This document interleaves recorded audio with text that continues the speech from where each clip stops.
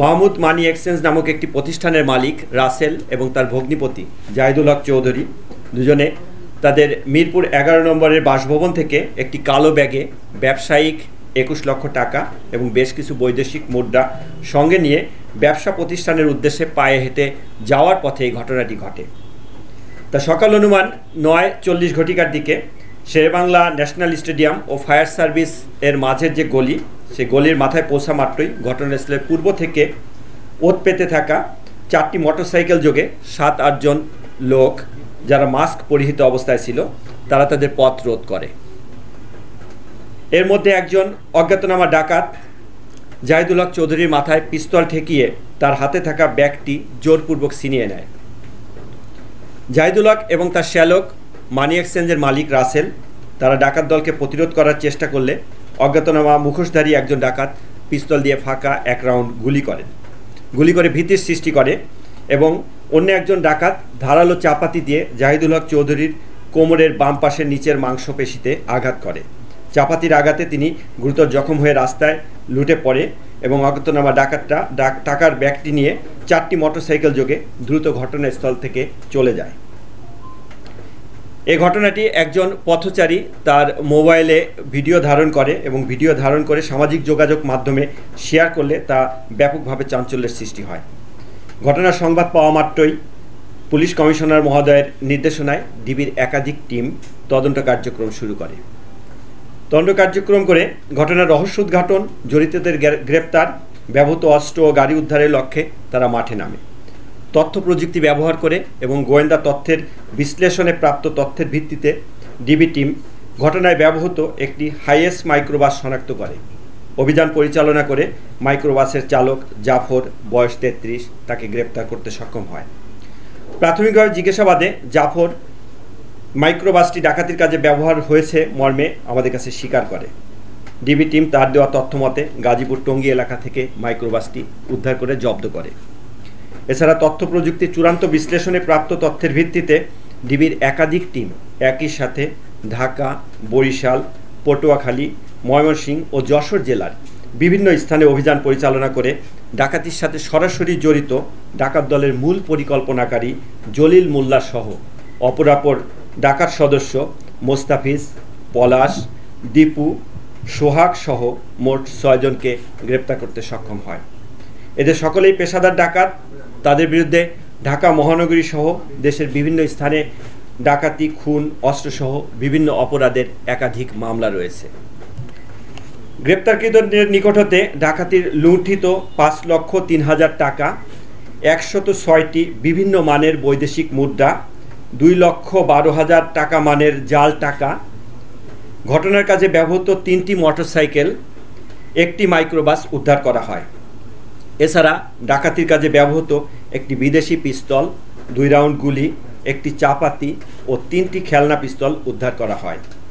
এ ঘটনায় ভিকটিম জাহিদুল হক চৌধুরী বাদী হয়ে মিরপুর মডেল থানায় একটি ডাকাতি মামলা দায়ের করেন। মামলার তদন্ত কার্যক্রম চলমান রয়েছে এবং জড়িত অন্যান্য অপরাধীদের গ্রেপ্তার সহ অবশিষ্ট মালামাল উদ্ধারের অভিযান অব্যাহত রয়েছে।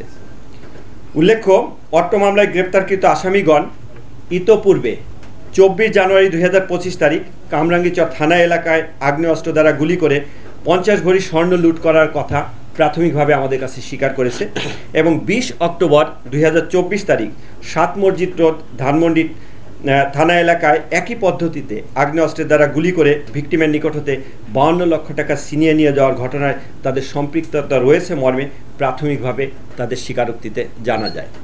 আমাকে ধৈর্য ধরে শোনার জন্য সকলকে ধন্যবাদ। ভাইয়া, আমার একটা প্রশ্ন আছে।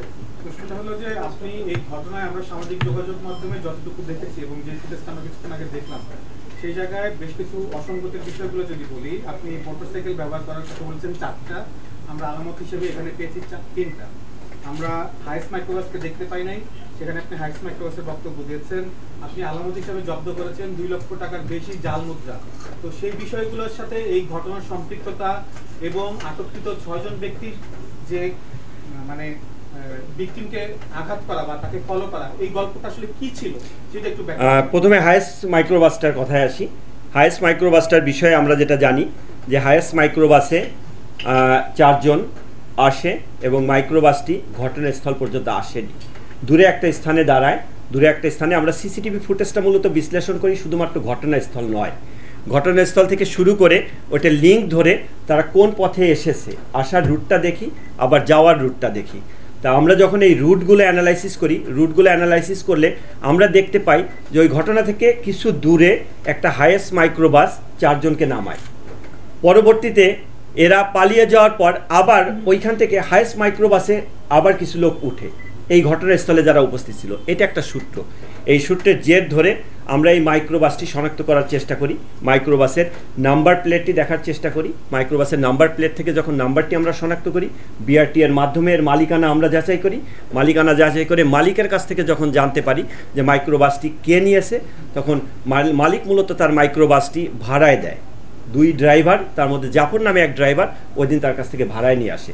পরবর্তীতে আমরা জাফরকে যখন আমাদের হেফাজতে আনি, জাফরকে আনার পর জাফরকে যখন আমরা ওই ছবিগুলো দেখাই, ছবিগুলো দেখানোর পরে যে কোনো একটি ছবিকে একটি নামে সে আমাদের কাছে প্রথম স্বীকার করে এবং সে বলে সে গাড়ি যোগে দূরে বসা অবস্থায় ছিল, সে ঘটনাস্থলে আসেনি। বাট যখন একটি নাম সে বলে, নাম বলার পর আমরা আমাদের যে ডেটাবেজে তাকে ডাকাত হিসাবে আমরা দেখতে পাই এবং তার মোবাইল নাম্বার আমাদের ছিল। থাকার পরে তার টাওয়ার ডাম্প করি আমরা, টাওয়ার ডাম্প করে তার অবস্থানগত দিকটা সেখানে আমরা দেখতে পাই। এভাবেই মূলত ক্লু পাওয়া এবং সেই ক্লু থেকে আমাদের আগানো। জাল টাকার বিষয়টা আমরা যাকে মোস্তাফিজকে আমরা গ্রেপ্তার করি, মোস্তাফিজকে গ্রেপ্তারের পর মোস্তাফিজের কাছ থেকে যখন আমরা টাকাটা পাই, টাকাটা পাওয়ার পর তার কাছ থেকে নগদ যে 3 লক্ষ টাকা এবং 2,12,000 মানে যে জাল টাকা, এটা আমরা পাই তার বাড়িতেই পাই। তার বাড়ি থেকে উদ্ধার করার পর এখন প্রাথমিকভাবে আপাত দৃষ্টে আমাদের কাছে সেটা জাল টাকা হিসাবে প্রতীয়মান হয়। আমরা এটি চূড়ান্তকরণের জন্য যে সিআইডি নিকট প্রেরণ এবং বিশ্লেষণ যে রিপোর্ট আনা, সেই রিপোর্ট এনে আমরা চূড়ান্তকরণ করতে পারবো যে এটা জাল টাকা কিনা। আমাদের কাছে প্রাথমিক দৃষ্টে সেটা জাল টাকা হিসেবে প্রতীয়মান হয়েছে এবং তাকে জিজ্ঞাসাবাদে সে আমাদের কাছে স্বীকার করেছে এই টাকাটা জাল টাকা এবং সেটার রুট আমরা বের করার চেষ্টা করছি যে মূলত সে এই জাল টাকার এই কার্যক্রমটার সাথে আগে থেকেই তার ইনভলভমেন্ট আছে কিনা, সে কোথা থেকে এই টাকাটা পেলো এবং এই চক্রটা কি নতুন আর একটা আঙ্গিকে, নতুন আর একটা ডাইমেনশনে আমরা সেটা বের করার চেষ্টা করছি। Thank you. এতগুলো ঘটনা, একটা হলো ছিনতাই, একটা হলো অবৈধ অস্ত্র, আর একটা হলো জাল টাকা, এতগুলো ধারাবাহিকতার পরেও আপনারা প্রাথমিক জিজ্ঞাসাবাদে 6 জনকে অ্যারেস্ট করেছেন, তারা এখন পর্যন্ত আপনাকে এই ব্যাপারে কিছু বলে না, বিষয়টা কেমন হয়ে গেল না? আরেকটা বিষয়, আপনি যেহেতু বলছেন যে তাদের প্রত্যেকের ডাটাবেজ এবং দেশের বিভিন্ন অঞ্চলে হত্যা, খুন, ডাকাতি সহ বিভিন্ন মামলা রয়েছে, তারপরেও এত কিছু করে ফেললো, আপনারা এই ব্যাপারে কিছু জানেন না, কেমন হয়ে গেল? বলেনি, এটা কিন্তু ঠিক না, কারণ আমরা এ পর্যন্ত যতটুকু তথ্য প্রকাশ করেছি তাতে অনেক তথ্যই পাওয়া গিয়েছে এবং একজনের কাছ থেকে আরেকজনের লিঙ্ক ধরেই মূলত মূল চক্রটাকে গ্রেপ্তার করা। একজনের কাছ থেকে যে তথ্য পাই সে তথ্য বিশ্লেষণ করে আরেকজনকে গ্রেপ্তার করা এবং সেখান থেকে উদ্ধার করা এবং সেটার তথ্য প্রযুক্তিগত যে অ্যাডজাস্টমেন্ট সেগুলো করেই মূলত একটা তদন্ত কার্যক্রম ঘটে। আর যখন এই কার্যক্রমটা শর্টে এখানে ব্রিফ করি, শর্টে 2 মিনিটে ব্রিফ, বাট এর নেপথ্যে অনেক বড় রকমের একটা গল্পের মতো থাকে।